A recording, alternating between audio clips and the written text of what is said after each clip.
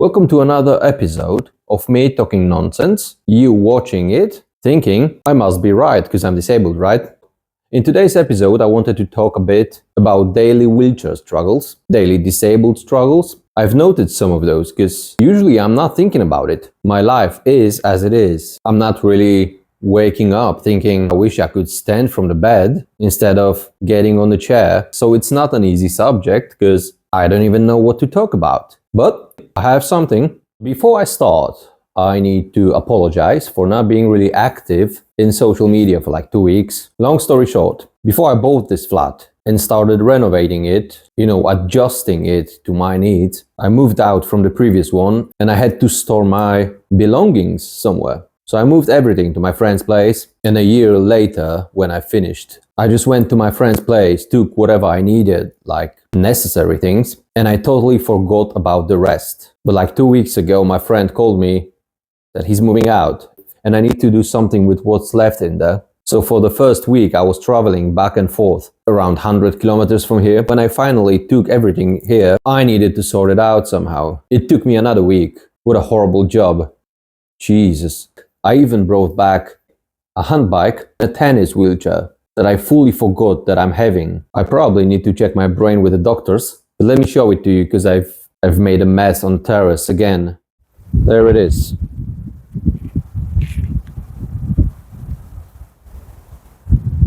The tennis chair,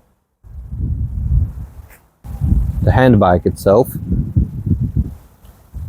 So now I'm stuck with both of those on a terrace. I have literally no clue what to do with it. As you could see on my previous videos, when I was carrying all those earth, soil or sandbags inside, in order to get to my flat, I need to get through 5 sets of doors. And the 6th one is the exit to the terrace. So there's literally no chance for me to take 2.5 meters long handbike while being on a wheelchair and take it out for a ride. Not a chance.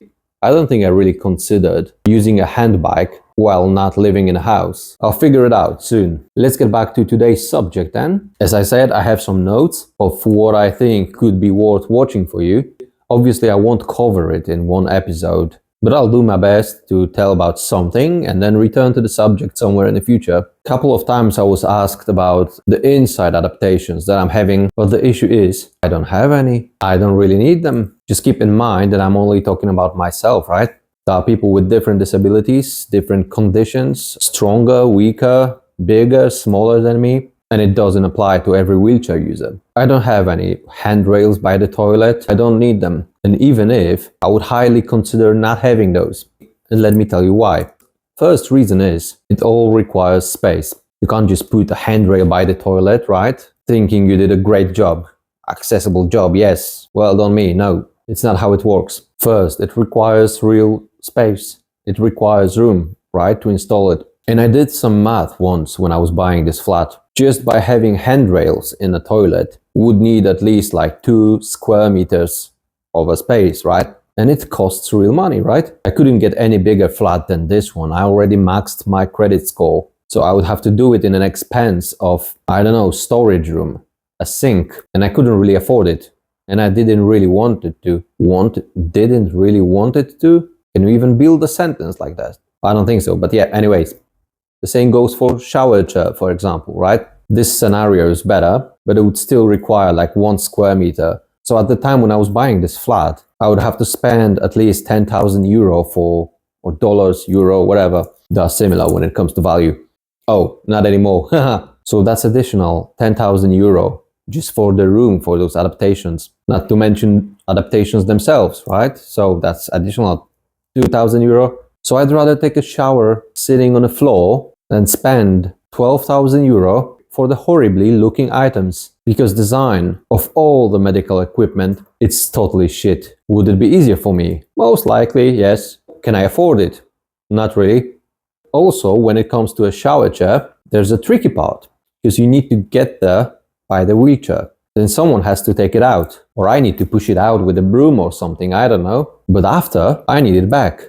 And getting those dirty wheels on a wet floor in the bathroom, meaning wet stains everywhere around. I intentionally didn't mop the floors yesterday, so I can show you how does it look like. In reality, it looks way worse than on a camera. And now imagine that every day, every single day when I'm taking a shower, actually twice a day in the summertime. I'm not really pedantic in real life. I mean, I like it when it's clean, but not to sacrifice 20 minutes a day after every single shower to mop the floors all around the house. So when it comes to home adaptations, in my case, it's all about the room. As a wheelchair user, I just need room. The more, the better. So if you make me a YouTuber, millionaire, influencer, I'm getting myself a palace. I'll be just riding back and forth, being happy. That's it. In order to turn around, for example, I need around 1.5 meters space, room radius. So I've made this room as big as possible, so I can have all that freedom, obviously at the expense of bedroom, bathroom, corridor, hallway.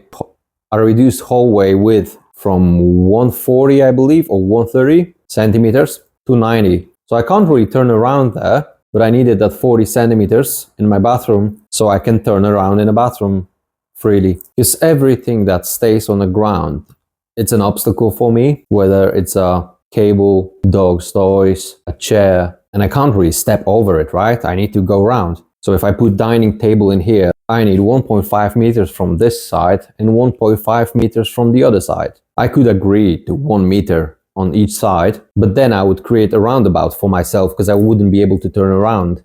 So that's a no. Talking about the dirty floors, as you probably imagine, I'm not really changing my tires when I'm getting inside, right? So every time I'm going outside, I'm taking all that dirt back inside on my wheels. Robotic mop with the vacuum, it's a must-have because I'm leaving all those wet marks on the floor that I was showing to you a second ago.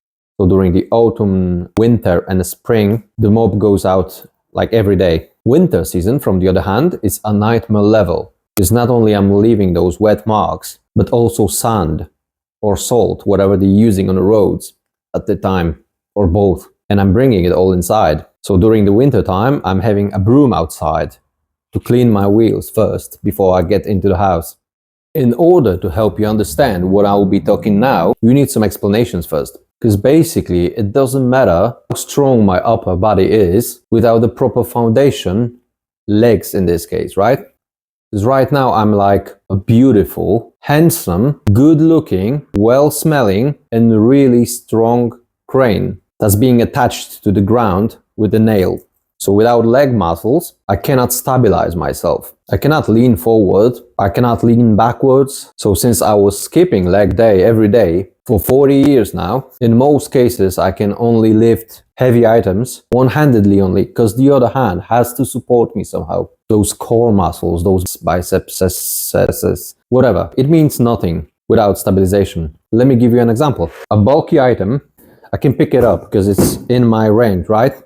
But if it's this way, I can't really do much, right? I can't pick it one-handedly. Even if it's 300 grams, I can't pick it up. So in order to pick it up and carry it somewhere, I need to get down, drop it somewhere higher, get back on my chair, and now I'm ready to go. Dropping is easy, as you can imagine, right? There you go. I just need to remind you that it's all about me again, right? Some people cannot transfer themselves from the chair to the ground as easy as I can, or they can't do it at all. So as much as it sounds silly, they won't be able to do anything with that box. 300 grams box beats them. So if you consider what I just said, straining pasta can be difficult, right? All the crane analogies, right? Just imagine this one's full. Boiling water, pasta inside. In order to carry it, I need two hands, right? But I also need those hands to move. So in order to make it happen, I need to do it this way. I shouldn't be putting the hot pot on a countertop, right?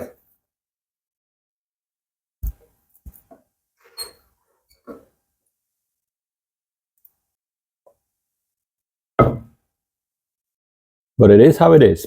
I'm also not saying that this is how I do it every day, because usually I'm just grabbing it by one hand, counting on that hand, not to break, not to burn my legs, and some other more important parts. Murphy's Law says exactly that it will happen one day, but I'll just curse the world, gods, and I'll continue to do it because it's just faster.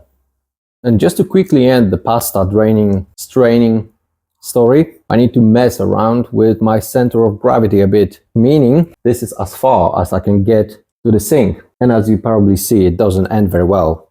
I mean, I can do it this way, but I'll just burn myself. That's why you need strong arms. That's why I brag a lot sometimes, actually every time, when I'm lifting things. Because to drain the pasta, you're using muscles that you don't even know they exist. Just try it one day. Just grab yourself like 3 or 4 liters of water and grab it in one hand. But how does cooking looks in general?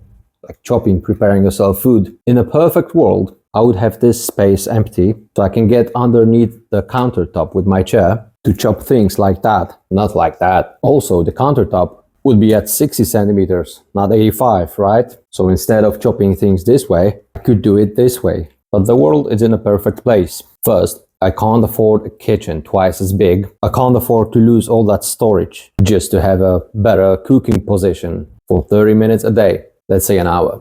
Second, I live with a female character and we both cook. I had to adapt, I had to adjust myself. Actually, I had to adjust the countertop to her height, not mine. My arms are way stronger. I won't suffer that much having my arms in this position to cut things instead of her bending like a pretzel. You know what I mean, right? And if you want to check how is it to prepare a meal as a disabled person, just grab yourself a chair, don't get too close to the countertop, leaning forward is not allowed, and try to prepare a meal this way. And with the higher pots like this one, I can't even see what I'm doing. I need to lift myself from the chair.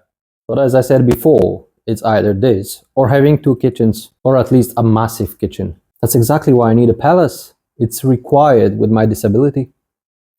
It's all I can think of for now. I'll keep all those notes, so in the future I'll be able to tell you more about it. Thanks for watching today's video. Don't forget to like, subscribe, share. I really need that palace, as I proved before. Anyways, thanks for watching, and I'll see you next week.